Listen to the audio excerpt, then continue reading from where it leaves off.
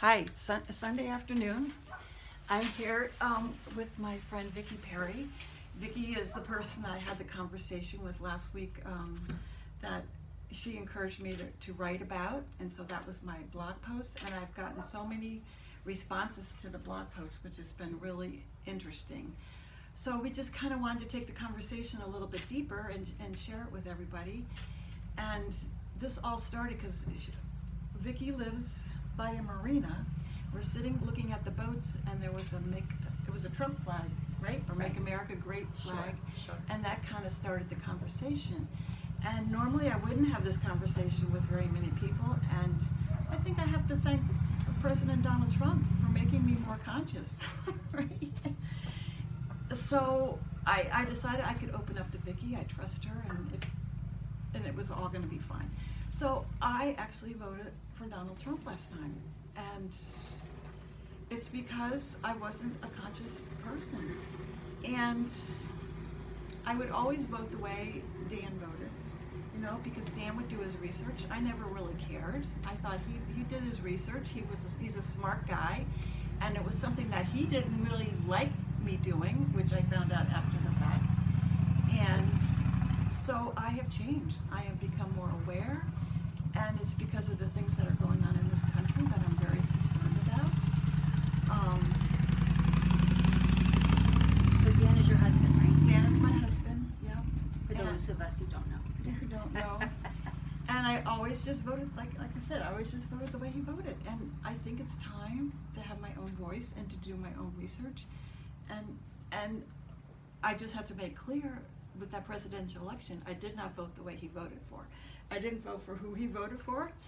He doesn't really want me talking about who he voted for, but but I was walking to the polls that day with him, and I was back and forth in my head, and I just could not vote for Hillary Clinton. So that's the part when I asked you, so why? Because I was really curious, especially after I watched him make fun of a man with cerebral palsy. It's hard for me to understand how you would support that type of character. Right? I just was And curious. I have a son that has special needs.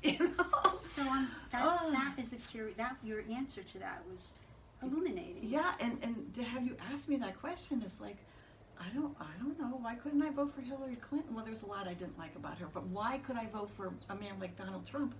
Where Hillary Clinton maybe said things I didn't agree with either. She called the Trump voters a basket of deplorables or whatever she called them. Right. But here's, Donald Trump acting like he has cerebral palsy, making fun of that population, and why was that okay? I loved your answer. Remember what you said? You said, I expect more from women. I expect more from women. Interesting. I guess so. And a lot of people do. Yeah. But what I realized from writing my blog post is that I don't really like women newscasters. True, you said about women leaders. And about women sportscasters. I'm thinking, why are they doing that? They don't care about that. But that's crazy. And now that I'm more aware, I'm going to be more open to this because I don't want to be that way. That's not good. But it's so honest. See, good or bad, I just love your honesty and your courage to say all this because you're not alone. That's what I said to you, and I mean it. There are so many women that are voting either like their husbands or are not aware of the systemic patriarchal parts to themselves because it's men and women. In my mind back then, I knew she didn't get elected, not because she has flaws, because everybody's flawed, but because she was a woman. I don't care what anybody said, because her flaws were not as big as his. But the men were going to find something, and the women, that we're not okay with a woman to be president. I really believe that with my whole heart. And a lot of people, or a lot of men easily will say, oh, no, if it was a different woman. I don't think so. I heard that when it was between her and Obama, when there was the nominee for a Democratic president, I heard people say, I'd rather vote for a black man than a white woman. That's what I heard. So it just shows you how deep, and that's how that, because it's so threatening. I remember recently reading and hearing that when women wanted the right to vote, men were scared as anything. Like, wait a minute, then the woman won't want to wash the dishes, or maybe then she'll want to do something even more, like have a job. It's been 100 years, I'm still washing the dishes. But it was interesting that it's so threatening for Right. men. And why? That's the question. Right. What do you think is going to happen if women have equal say like Ginsburg said, women should be present for every decision made. Right. It's true. We're part of it, like the feminine part. And not that every man, I mean, there are men that have feminine perspective, which is wonderful. But as people, I think we have both masculine and feminine. And to use both of them, that's Really powerful. powerful, Right. exciting. And the feminine cares more about the earth. Like I know you care very much about the earth and what's happening, Right. and our nutrition and sustainability of Right. energy and Right. all of that. Yep.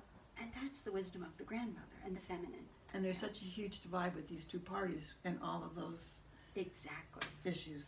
Exactly. So I think it's really important that people do their research. Do the research, but not just into what does each person stand for, which is important. But what do I stand for? What are my values? And does this person Right. match my values? Right. Or is it my roots that taught me to not, Trust.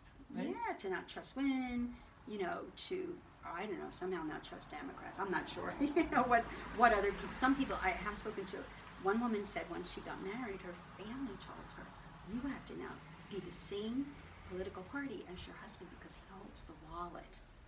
And they were completely opposite. And they continued. They're interesting. Yeah, and I thought, oh my goodness, and she's way younger than me. Another woman, she just was going to go along with her husband, whoever he was voting for, that's what she was going to Right. do. Even if it didn't match her value system. Right.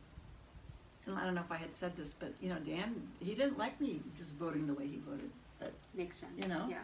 Mhm. but he loves me and whatever, you know, but he wasn't comfortable with that. So now he's got other issues to deal with.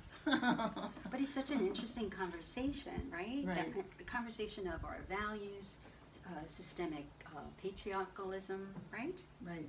It's so ingrained in our society that we don't even notice it. It's kind of like racism. It's so ingrained in our society that we don't even notice when we're being racist, right? In our comments, Right. what we say.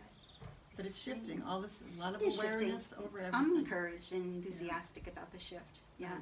And just our conversation alone was so encouraging too. It's wonderful. Wow, thank you. Yeah, I Thank you. loved our conversation. Well, and then how I ended it is like maybe a grandma needs to run this country. I Right? agree. Maybe Yeah. maybe we wouldn't be so quick to send our children off to war, our Exactly. grandchildren off to war. And they realize the value of nutrition, the value of our earth, right? Yes. And just the idea of being with your values and don't give them up for somebody else. Exactly. Yeah. Yeah. And to have a voice. I love your voice, by the way. Thank you so much. I love your writing I love your and- voice Oh, too. thank you. So yeah, so I was so excited. That conversation stayed with me and really warmed my heart that we had it. You were so open and courageous. Well, Thank you. Thank you. Thank you for listening and supporting me. You're You're a good welcome. friend. So I think we're going to end it here. We would love to hear from you if you have this stirred any kind of feelings in you that you want to tell us about. That would be great to know, right? So we're opening the conversation. So anything else you want to add? No, thank No. you. Thank you. Thank you for listening. Have a wonderful evening.